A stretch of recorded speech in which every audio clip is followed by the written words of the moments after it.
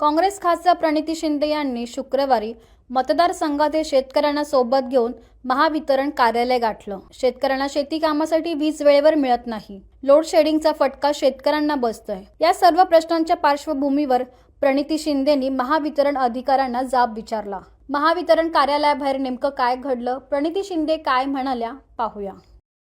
वाळूमुळे ह्यांचा उपसा होत होता। आता त्याच्यात तुम्ही दुष्काळात 13वा महिना, आता तुम्ही लाईट पण देत नाही आणि म्हणतात शेती पंप। अरे पिकाशिवाय मग कसं जगेल शेतकरी?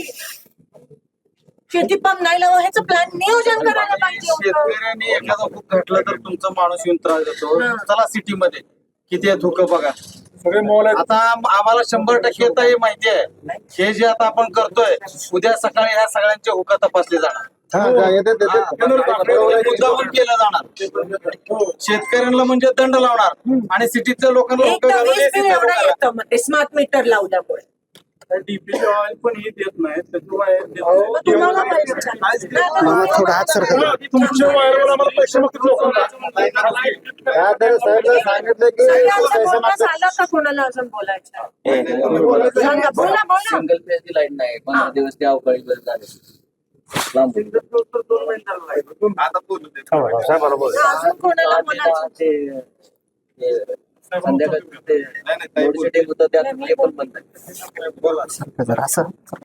शेतकऱ्यांना वीज द्यायची, ग्रामीण भागात आणि पूर्ण महाराष्ट्राला वीज द्यायचं निर्णय झालेला आणि मग तो बदलून एक पत्रक काढलं काही दिवसापूर्वी आणि 8 ते 6 तास, तेव्हा पण शेतकऱ्यांनी बिचारे सहन केलं।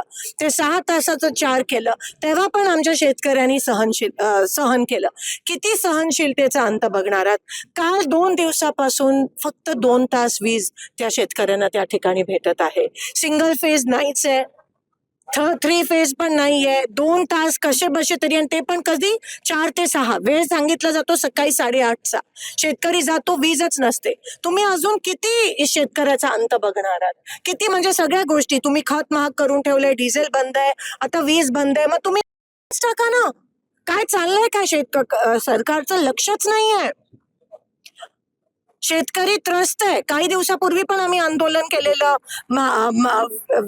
वीज आणि डिझेलचं, त्याच्याकडे पण लक्ष नाही। आज सगळेजण या ठिकाणी, मला 2 दिवस सगळेजण या ठिकाणी सांगतात, मी गावोगावी जाते की लाईटच टोटली बंद आहे।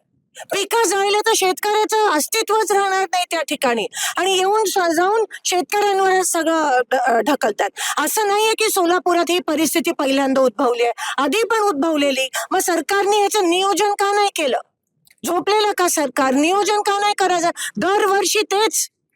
पेरणी टायमाला डिझेल पण मिळत नाही, पेरणी टायमाला डिझेल नाही मिळणार, मशागत कसं करणार? पेरणी करायचं हे काय चालवलंय काय? कोणासाठी हे सरकार चालू आहे? आणि एवढा वाईट परिस्थिती आहे आज ग्रामीण भागात वीज नसल्यामुळे, पण सरकार अतिशय निगरगट आहे। काही करत फक्त आहे ना, निवडणूक ह्याच्या पलीकडे आहे ना दुसरं काही सुचतच नाहीये सत्ताशिवाय। एवढे अहंकारी आणि निगरगट झाले। हो, त्यांच्याकडे होम आहे, त्यांच्याकडे ऊर्जा आहे, आणि दोन्ही मध्ये महाफेल सरकार आहे। आज तुम्ही बघता रिपोर्ट प्रमाणे पण सर्वात जास्त महिलांवर अत्याचार असतील, लहान मुलांवर अत्याचार महाराष्ट्र नंबर 1 आहे रिपोर्ट प्रमाणे।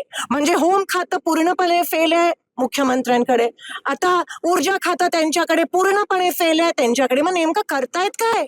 फक्त आदेश देत आहेत, ह्यांचा रद्द करा, त्यांचा रद्द करा, बिनविरोध करा, सत्ता ह्याच्या पलीकडे सरकारला काही दिसत नाहीये।